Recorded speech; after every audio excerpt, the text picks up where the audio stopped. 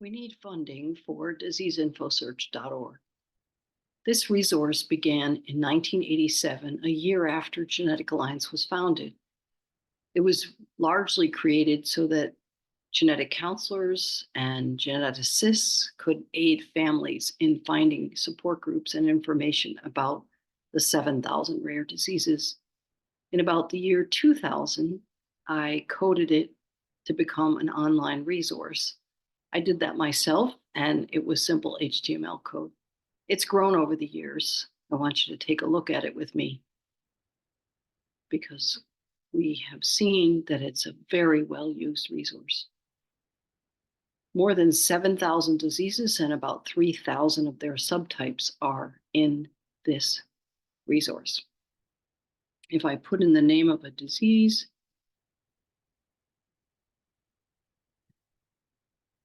it finds the condition and I can click on it. This is a long tail crowdsourced project. The advocacy groups themselves keep this information current. So this description is written by them. In the cases where there is not an advocacy organization, then genetic counselors write these descriptions. In all cases, we curate them, so we actually go in and look at each of them before they're pushed public. You can look at support groups.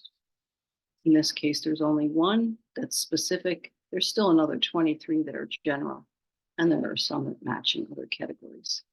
We can look at news feeds. This comes in from Google News, so anything that's been said about the disease in the news is here. If there are open clinical studies, they are here. We pull from clinicaltrials.gov and we use a filter that allows us to make sure that we're bringing in current and useful information.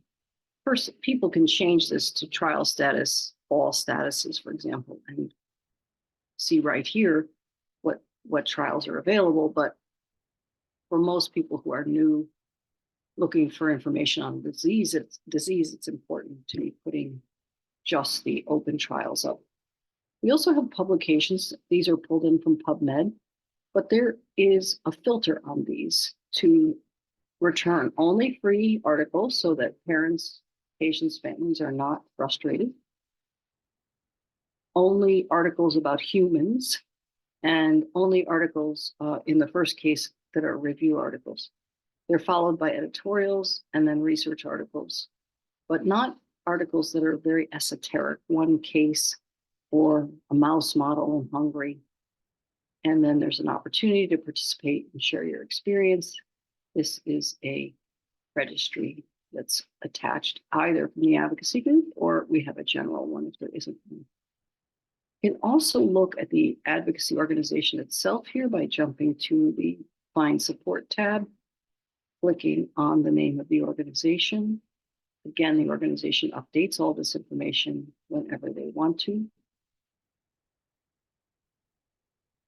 It shows the disease is supported. It shows some basic information like where the organization is located, its email, and its various addresses.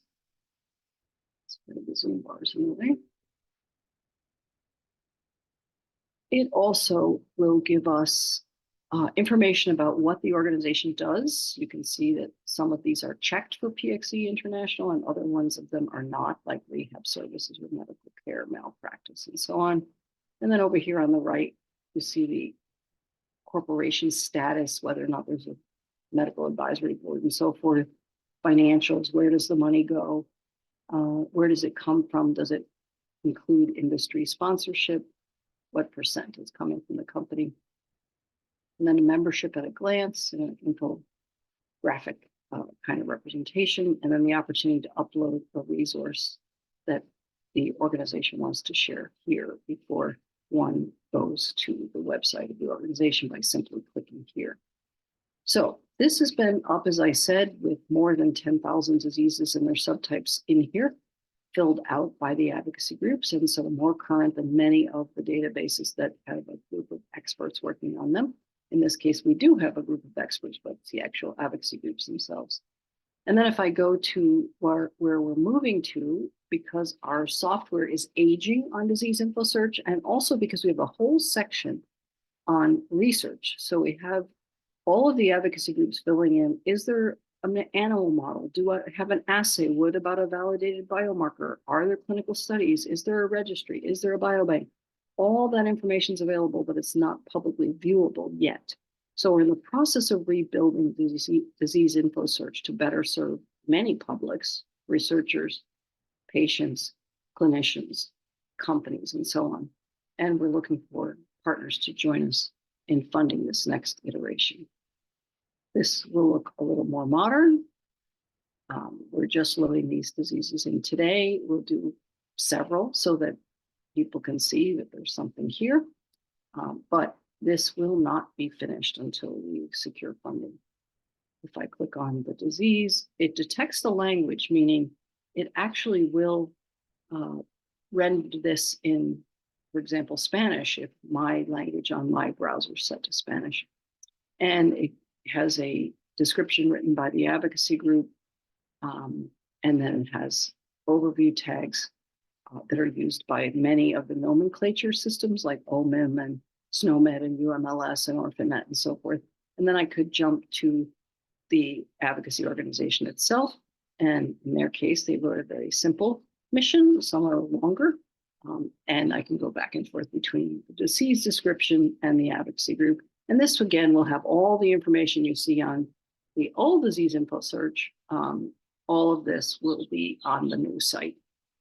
We are working with a phenomenal team, and we don't want to lose them. So we need to hurry up and get the funding we need to move all of this over. Thanks very much for any help.